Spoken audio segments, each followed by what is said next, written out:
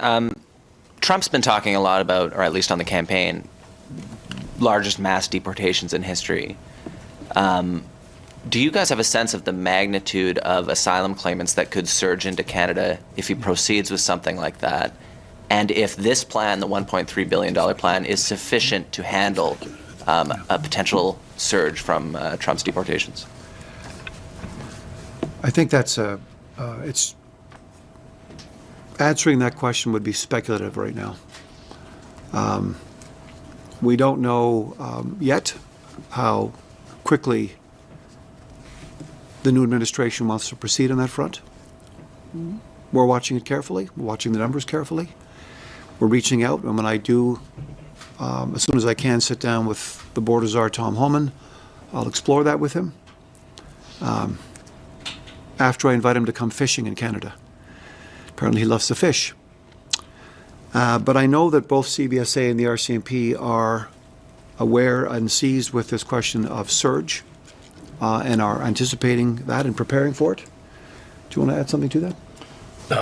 Thank you, Mr. Minister, and I'll join my colleague, President O'Gorman.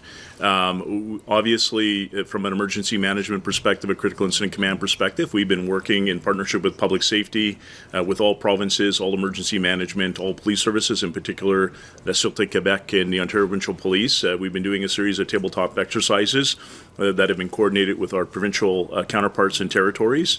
And these are crucial elements and actually highlight the ongoing partnership and really the Team Canada approach to these challenges. And so they've been going remarkably well. Again, it's speculative around numbers, but I think it's important for us to recognize that we need the ability and the agility to, if there is an emergency management and or a critical incident or a crisis anywhere across our country, that we're able to mobilize. And so the RCMP is heavily focused on how do we do that, what's our operational planning, how do we move resources, and how do we support our colleagues at CBSA and other police services. And so I would say it's gone remarkably well in partnership with our provinces and our territories, and we'll continue that work, but again, working very closely with President O'Gorman. CBSA has contingencies in place, and if the number of people that need to be processed at the ports of entry increases, we will have the capacity to do that processing. And I would just point out that the Safe Third Country remains in place, and that's an important tool for both Canada and the U.S. And as I had said previously, we're implementing it every day. I just finalize by saying the spike that everyone anticipated seeing hasn't occurred. It's early days, but it's important to note that it hasn't occurred.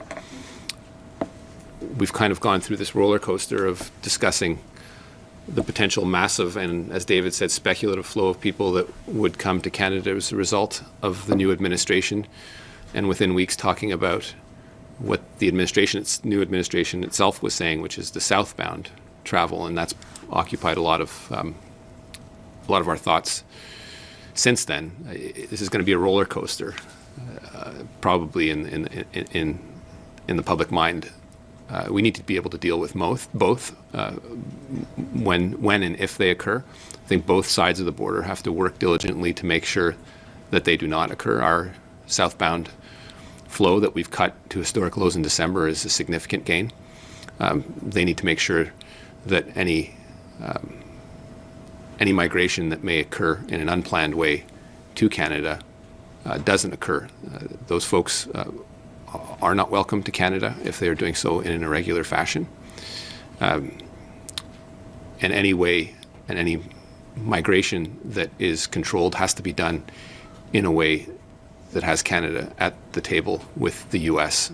We've been able to demonstrate with the current administration our ability to relocate about 15,000 people from the Americas by working together. And I don't want to speculate, but you can imagine someone that takes their life into their own hand, fleeing whatever they are fleeing, going through the Darien Gap, up through Mexico, up into the U.S. If they suddenly feel pressured to leave to Canada, I don't think that border is going to deter them from going back. So if they want to do this the right way, they need to work with us. If they don't, it won't be as successful as they think it needs to be. So that is over and above the mass deployment of capital and resources needed to do something in the proper way. That means it will take time if it's done properly. But again, we are prepared for everything, and it would be too early to speculate what those numbers would be. And just as a follow-up for Minister McGuinty, I think in your opening remarks, I just wanted to make sure I understood what you were saying. There's an aim to increase removals by 25% this year. Can you just explain to me what that is exactly, and what a removal is, and what you're talking about there? Aaron?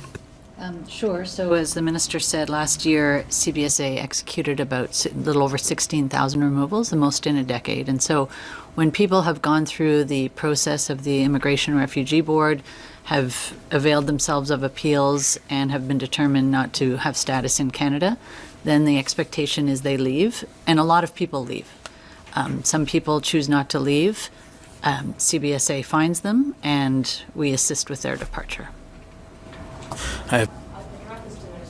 Part of its future, but I'm sure part of it falls under your file to Minister McGuinty. When it comes to removals of people who have not only perhaps stayed beyond when they were welcome or the ruling of the IRB, but those who lied on applications to get in, I'm thinking in particular of some high-profile terrorism cases.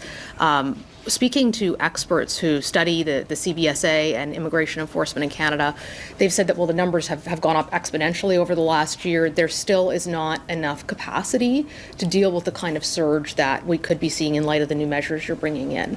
Are you looking at increasing the size and resources of the inland enforcement abilities of the CBSA? And my concern on this, to the point you raised with David, is some of the legislative sort of sclerosis that we've been in the last. It's not because of one of the reasons for prorogation was because of the state of affairs currently in this Parliament, where Conservatives have been monkeying around since the resumption of the House in the fall, and even before then. I'd proposed asylum reform in the last budgetary cycle. It got ripped out and smoked at committee. So this is something that doesn't go back to yesterday or a simple moment in time where the Prime Minister, I think, responsibly decided to prorogue for the sake of the stability of the country. This goes back to a year ago, and people playing games. This isn't new. This capacity of the Immigration and Refugee Board to keep up has not been what it should be. It has been able to get more resources through various budgetary cycles to increase its capacity and I think increase efficiency. This is really a crown jewel worldwide of the refugee system globally and how we process things in a nonpartisan way. Other countries that we compare ourselves to do it in a more arbitrary way. So it's something to be quite proud of, but it hasn't been able to keep up, to your point.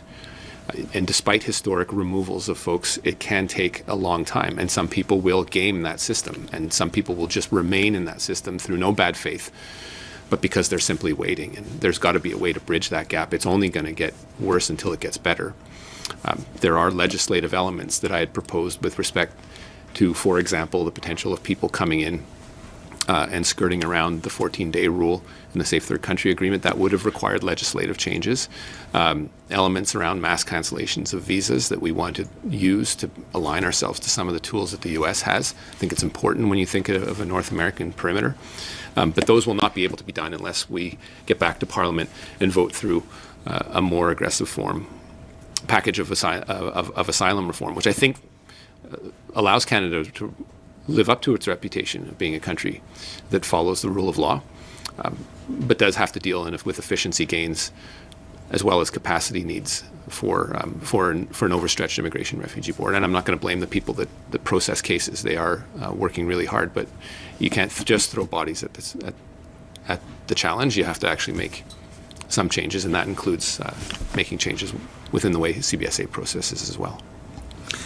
This puts an end to this press conference. Merci beaucoup pour votre Minister McGuinty, are you running again? Of course. You are. Okay. Yeah. Thank you. Not for leadership. Bonne journée. Yeah, jointly.